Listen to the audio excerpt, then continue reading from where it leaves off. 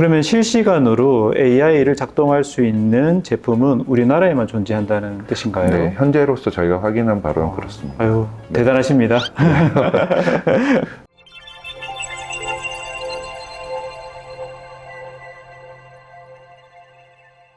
안녕하세요. 센텀육아부의원 이광희 원장입니다. 지난 편에는 저희 병원에서 사용하는 유방 초음파 AI, KDB가 어떻게 진료에 활용되는지 실제적인 내용을 보여드렸는데요. 오늘은 이 AI 기술에 대해 더 깊이 있는 이야기를 나누기 위해서 비먹스 대표님을 모셨습니다. 비먹스 김재일 대표님이십니다. 네, 이렇게 초대해 주셔서 감사합니다, 원장님. 대표님, 현재 우리나라에서 시장이 나온 유방암과 관련된 AI 제품은 어떤 것들이 있나요?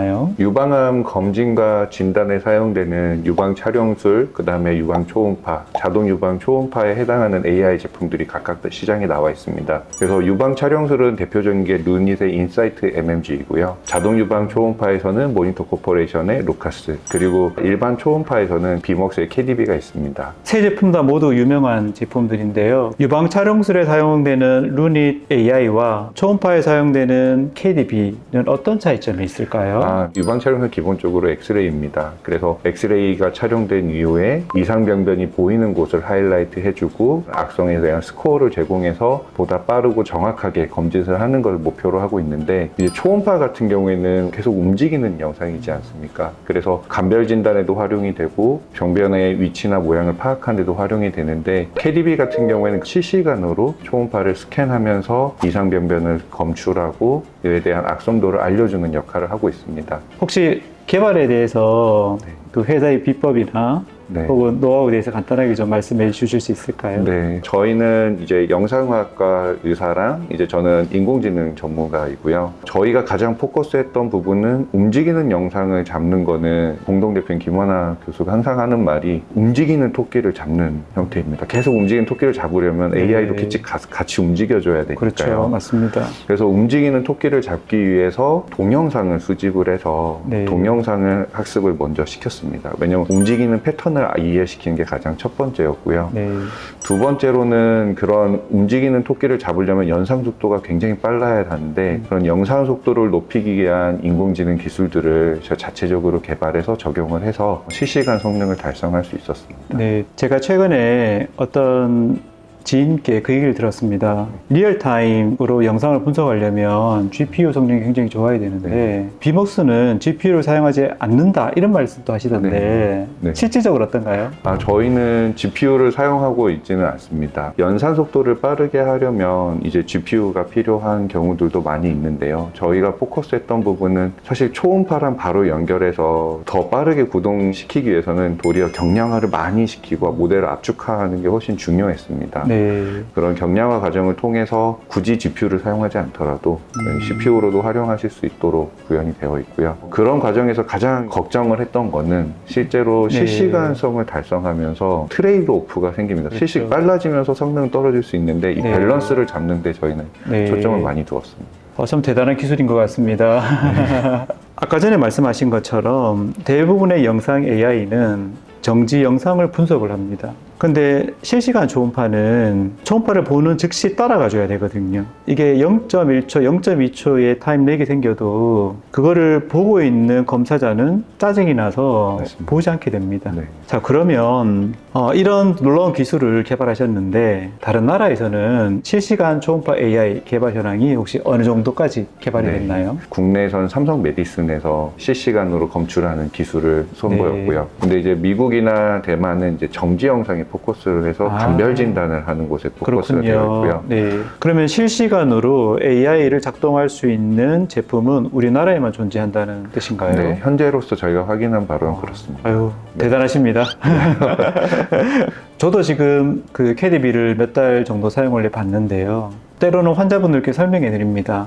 초음파에 보이는 빨간색 점, 노란색 점, 그리고 파란색 점들이 어떤 의미가 있고 실시간으로 변하는 것에 따라서 환자분들의 상태가 어떠한지를 저도 분석을 하지만 AI도 같이 분석을 하고 있다, 이렇게 설명을 드리거든요. 그랬을 때 환자분들의 호응이 생각보다 굉장히 좋으세요. 보통 초음파를 할 때 환자분들이 이 흑백 영상을 잘 모르기 때문에 화면을 안 보시거든요. 근데 AI 같은 경우는 기본적으로 컬러를 가지고 있고 거기에 대한 설명을 해줬을 때 직관적으로 이해를 하시는 거죠. 그래서 이 AI가 일반인들에게도 상당 부분 설득력 있게 받아들일 수 있겠구나라는 가능성을 조금 봤었는데요. 혹시 거기에 대해서는 어떻게 생각하십니까? 저도 그 원장님께서 말씀해 주신 부분에 굉장히 동의를 합니다. 저는 AI 기술이 이러한 원장님이나 다른 의사분들을 돕는 기술로 앞으로 계속 발전해 갈 거라고 생각을 하는데요. 그 숙련된 경험과 그 영상에 대한 판독에 대한 충분한 경험으로 판독도 하시지만 동시에 어떤 정량적인 정보를 같이 AI가 제공해주고 있기 때문에 같이 시너지 효과가 나는 방향으로 발전할 거로 생각하고 있습니다. 네. 자, 그러면 제가 지금 쓰고 있는 AI가 완벽하지는 않습니다. 때로는 도움이 되긴 하지만 때로는 불필요한 정보라든가 혹은 잘못된 정보를 주는 경우도 있기는 하거든요. 그럼 현재 보시는 유방암에 관련된 AI가 가지고 있는 한계점, 극복해야 될 과제 이런 것들은 어떤 것이 있을까요?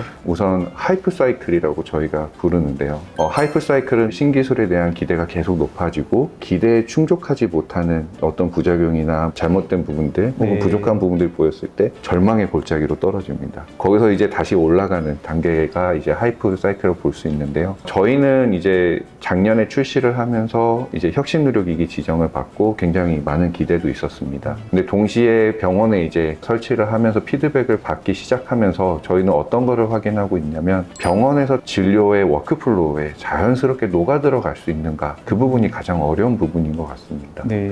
그래서 환자를 중심으로 의료진을 중심으로 만들어지는 AI가 가장 중요하다고 보고 있고 저희도 그쪽에서 부족함을 많이 느끼고 있어서 거기에 포커스해서 개발을 하고 있습니다.